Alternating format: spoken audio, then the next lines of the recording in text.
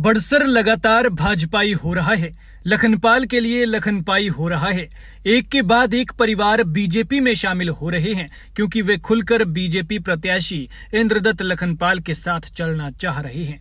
ये लोग तब भी साथ थे जब लखनपाल कांग्रेसी थे और अब भी उनके साथ हैं जब लखनपाल भाजपाई हो गए हैं। लोग कह रहे हैं हम तो इंद्र के साथ हैं, बाकी पार्टीबाजी से कोई लेना देना नहीं है। बड़सर में बीजेपी प्रत्याशी इंद्रदत्त लखनपाल का प्रचार लगातार जारी है। कड़कड़ाती धूप में भी कदम लगातार बढ़ रहे हैं। वे जहां भी जा रहे हैं लोग ऐसे उनका स्वागत कर रहे हैं, ऐसे उनका इंतजार कर रहे हैं जैसे तपती दोपहरी में कोई प्यासा पानी की राह देखता है। शुक्रवार को लखनपाल ने बड़सर के कई इलाकों का दौरा किया, लेकिन जब वे लोदड़ पंचायत के सुफान गांव, सुगम, संगेड़ी और रोपड़ू में पहुंचे तो भारी संख्या में लोगों ने लखनपाल से कहा, हमें आपके साथ चलना है, बीजेपी का सदस्य बनाइए। और इसके बाद की तस्वीर आपके सामने है। लखनपाल को लेकर कार्यकर्ताओं में भारी जोश है और उनका प्रचार ताबड़तोड़ है, चरम पर है, जमीन से आसमान पर है। पेड़ भी लखनपाल के रंग में रंगने लगे हैं।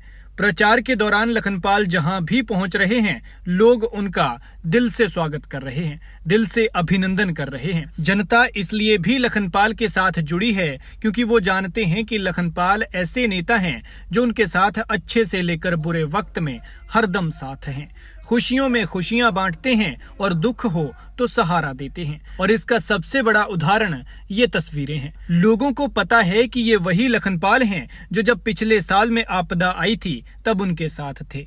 कितनी भी बारिश हो, कोई भी गांव हो, हर गांव तक पानी से लबालब कच्चे पक्के रास्तों से होते हुए उन तक पहुंचे थे। लखनपाल उनका हालचाल जानते थे और जरूरत पड़ने पर जरूरतमंद की मदद करते थे क्योंकि उनके जैसा कोई और नहीं था जो आपदा के दौरान लोगों तक पहुंचा था। लिहाजा जनता जानती है कि लखनपाल ने बेशक पार्टी बदली है पर वो खुद नहीं बदले।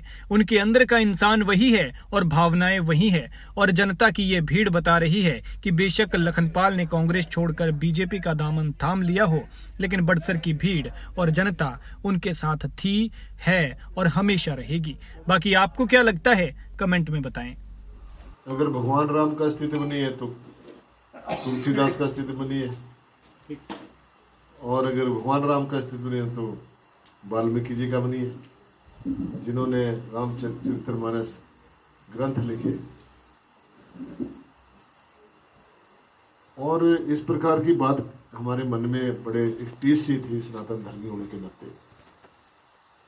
ये तो कुछ ऐसा घटनाक्रम बना कि वो राज्यसभा में हमारे प्रदेश में आ गई। ये तो एक था दूसरा पहलू ये था कि जो हमारे प्रदेश के हित में भी नहीं थे।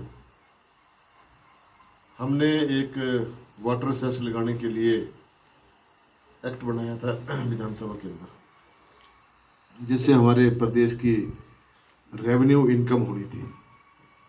और क्योंकि हमारे प्रदेश की वैसे ही माली हालत है, आर्थिक स्थिति ठीक नहीं है, तो उसके मद्देनजर रखते हमने एक एक्ट बनाया था वाटर सेस। जो बड़ी हाइड्रो कंपनीज हैं उनके ऊपर हमने वाटर सेस लगाने का एक एक्ट बनाया था।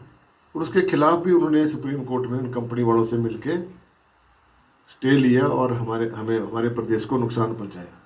तो एक ऐसा व्यक्ति जो प्रोफेशनल वकील हो, उसका क्या पता हमारे प्रदेश के प्रति हमारी हालत क्या है, हमारे प्रदेश की भौगोलिक परिस्थितियाँ क्या है, हमारे प्रदेश को आर्थिक संसाधन कैसे जुटाने हैं।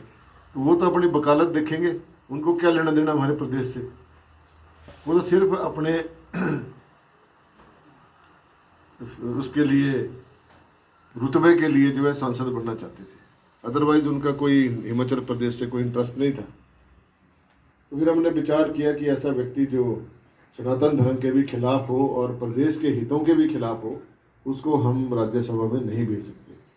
तो हमारे पास विकल्प था, हम अपने हर्ष महाजन के रूप में, जो भारतीय जनता पार्टी के प्रत्याशी थे, जानकार भी थे क्योंकि वो भी पहले कांग्रेस से बीजेपी में गए और मंत्री भी रहे हैं। दूसरा, काम करने का उनका तजुर्बा भी है और मिलनसार भी हैं, उनको कभी भी मिल सकते हैं। इस व्यक्ति से तो मिल नहीं सकते थे।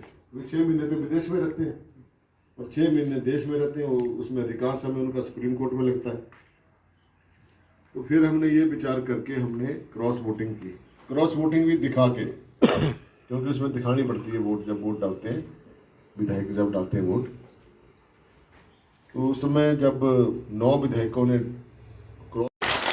जब हमारी डबल इंजन की सरकार बनेगी तो जितने मैंने काम गिनाए हमने 1 साल में शुरू करा देने, ये मैं आपको भरोसा देता हूँ। और भी छोटे छोटे काम लोगों के होते हैं, पर्सनल काम भी होते हैं, अपनी तरफ से हमने काफी प्रयास किया लोगों के काम करने का, और 11 साल में हमने लोगों के बीच में रहकर उनकी सामाजिक रूप से बहुत सेवा करी है, अपनी तरफ से प्रयास किया है।